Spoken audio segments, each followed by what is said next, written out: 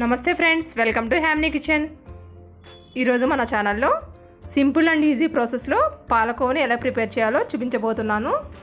ఈ కొలతలతో కనుక పాలకోవ చేసినట్టయితే ఫస్ట్ టైం చేసినా చాలా పర్ఫెక్ట్గా చేస్తారు.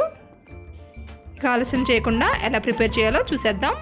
ముందుగా ఈ పాలకోవని ప్రిపేర్ చేయడానికి ఫుల్ క్రీమ్డ్ మిల్క్ తీసుకోండి. ఈ విధంగా ఒక ప్యాన్ తీసుకుని దానిలోకి 4 గ్లాసెస్ వరకు మిల్క్ యాడ్ చేసుకోండి. ఈ గ్లాస్తోనే కొలతలు చూద్దాం.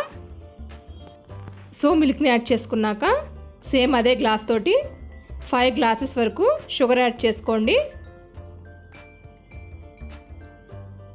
4 గ్లాసెస్ మిల్క్కి 5 గ్లాసెస్ వరకు షుగర్ తీసుకోవాలి. అలానే నెక్స్ట్ దానిలోకి 1 గ్లాస్ గోధుమ రవ్వ, సూజీ ఉప్మా రవ్వ అంటారు కదా, దాన్ని యాడ్ చేసుకోండి. యాడ్ చేసుకున్నాక ఒకసారి గ్రేట్ తోటి కలిసిలాగా మిక్స్ చేసుకోండి. సో ఈ విధంగా ఒకసారి మిక్స్ చేసుకున్నాక దానిలోకి 1 గ్లాస్ వరకు గీని యాడ్ చేసుకోండి. యాడ్ చేసుకున్నాక గరిటెతో ఒకసారి మిక్స్ చేసుకోవాలి. సో ఇప్పుడు ఈ ప్యాన్ని గ్యాస్ మీద పెట్టుకుని స్టవ్ వెలిగించండి. మీడియం ఫ్లేమ్లో కుక్ చేసుకోవాలి. సో ఈ విధంగా మనం గరిటెతో కంటిన్యూస్గా కలుపుకుంటూ కుక్ చేసుకోవాలి, లేకపోతే అడుగు మాడే ఛాన్స్ ఉంటుంది. దీన్ని మనం కుక్ చేసుకోవడానికి ఆల్మోస్ట్ ½ అన్ అవర్ వరకు టైం పడుతుంది. కలుపుకుంటూ కంటిన్యూస్గా కుక్ చేసుకుంటూ ఉండాలి. ఈ విధంగా బాగా దగ్గరికి అయ్యేంత వరకు కుక్ చేసుకోండి. చూడండి, ఇక్కడ దగ్గరగా అయిపోయింది. ఇప్పుడు కొంచెం ప్లేట్లోకి తీసుకుని టెస్ట్ చేయండి. కొద్దిగా తీసుకుని ఉండలాగా ఫామ్ అవుతుందో లేదో చూడండి. ఉండలాగా ఫామ్ అవుతున్నట్టయితే మనకి రెడీ అయిపోయినట్టే కోవా. ఈ విధంగా ప్యాన్ నుంచి సెపరేట్ అయిపోతుంది చూడండి. ఈ స్టేజ్లో ఉండగా స్టవ్ ఆఫ్ చేసుకోండి. మరీ ఎక్కువ కుక్ చేసుకుంటే బాగా గట్టిగా అయిపోతుంది మనకి కోవా. ఇప్పుడు కొద్దిగా చల్లారిన తర్వాత ఒక ప్లేట్లోకి ట్రాన్స్ఫర్ చేసుకోండి. ఒకసారి కలుపుకొని వేడి మీద ఉన్నప్పుడే కోవా బిళ్ళల కింద చేసేసుకోవాలి.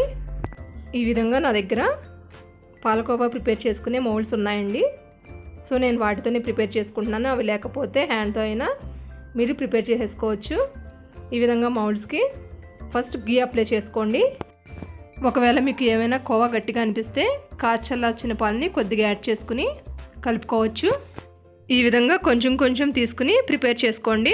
మిగతా కోవాని టిష్యూతో కానీ క్లాత్తో కానీ కవర్ చేయండి, లేకపోతే తొందరగా గట్టిగా అయిపోతుంది.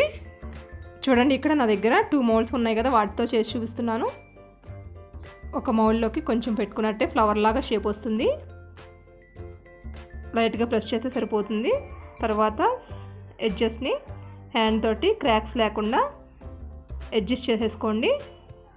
మీ దగ్గర మౌల్డ్స్ లేకపోతే ఈ విధంగా హ్యాండ్ తోటి మిడిల్ ఫింగర్తో జస్ట్ ప్రెస్ చేస్తే సరిపోతుంది. ఇలా అయినా చేసుకోవచ్చు.